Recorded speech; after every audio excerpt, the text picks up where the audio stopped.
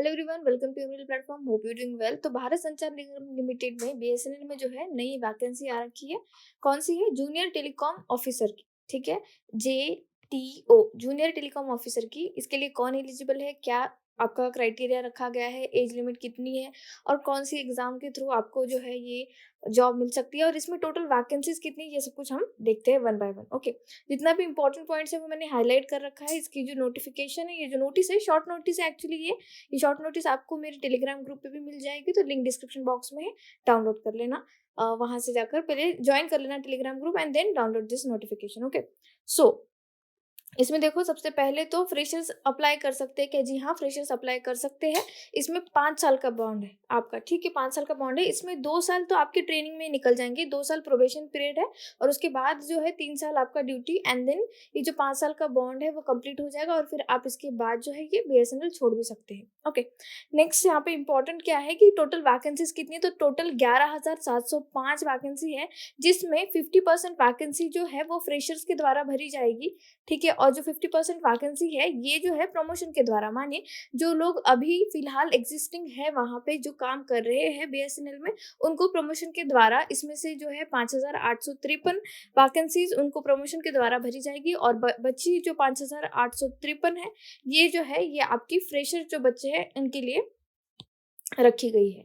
यहाँ पे age limit क्या रखा गया है? तो देखो, एज लिमिट जो रखा गया है 20 से लेके 30 साल तक का जो है, अपर एज लिमिट आपका है 30 और लोअर एज लिमिट जो है आपका वो है 20। ठीक है, 20 से लेके 30 साल तक का यहाँ पे रखा गया है फॉर जनरल कैटेगरी। और बाकी जो कैटेगरी है उनको रिलैक्सेशन दे रखा है। देखो, SC ST के लिए 5 साल, OBC के लिए 3 साल, इस तरह का। और इसका जो आपका जो पे है वो बहुत बढ़िया है। सेकंड PRC का पे है, तो अच्छा खासा यहाँ पर आपको सैलरी मिल जाएगा। ओके, नेक्स्ट यहाँ पे इम्पोर्टेंट जो है, यहाँ पे देखिए कि कौन एलिजिबल है। तो देखो, जिसने बीटेक कर रखा है, ठीक है, बीटेक कर रखा है या फिर MSc BSc भी कर रखा है, उन लोगों के लिए भी इम्पोर्टेंट है। देखो, बीटेक किस में चाहिए आपको? Telecommunication, electronics, radio, computer, electrical, information technology, instrumentation.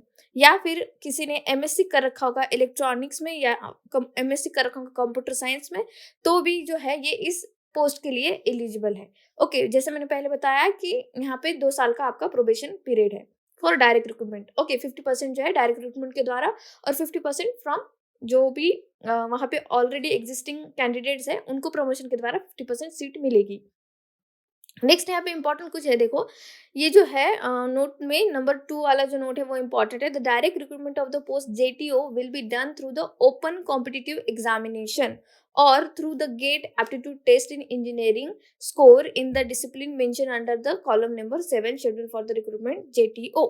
ठीक है, तो इसका मतलब क्या है? देखो कि आपकी जो रिक्रूटमेंट होगी JTO की, एक तो यहाँ पे डिक्लेयर तो नहीं किया इन्होंने कि सीधा गेट का स्कोर ही यहाँ पे कंसिडर करेंगे, लेकिन अगर आपका गेट का स्कोर अच्छा आता है तो बहुत बढ़िया बात है। गेट के स्कोर में यहाँ पे एडिशनल होगा, कुछ ना कुछ पॉइंट यहाँ पे दिए जाएंगे। इसके बाद इंपॉर्टेंट क्या है यहाँ पे? देखो, scheme and syllabus for the direct recruitment as well as LICE shall be issued separately. तो कुछ दिनों में इसका जो है पूरा डिटेल नोटिफिकेशन आ जाएगा। ये एक नोटिस थी कि हाँ, हम लोग इस तरह का वैकेंसी निकाल रहे हैं, आप लोग भी प्रिपेयर फॉर दिस। ओके, तो ध्यान रखिए, जिन लोगों का भी यहाँ पे, जितने भी मैंने अभी फिलहाल आपको बताए हैं, ठीक है, जितने भी मैंने यहाँ पर ब्रांचेस बताए हैं उन सबको यहाँ पे एलिजिबिलिटी, ये लोग एलिजिबल है, यहाँ पे ये क्राइटेरिया फुलफिल करते हैं। तो इस पे ज़रूर ध्यान रखिए। मैं इसका जैसे ही फुल नोटिफिकेशन आता है मैं बता दूंगी आप लोगों को, और क्या सिलेबस होगा वो भी बता दूंगी। लेकिन जहाँ तक मुझे समझ में आ रहा है इसका सिलेबस कुछ इस तरह से होगा कि आपका जो है 100 मार्क्स के लिए आपको आपका टेक्निकल का पूछा जाएगा सब कुछ, जैसे गेट का नहीं होता है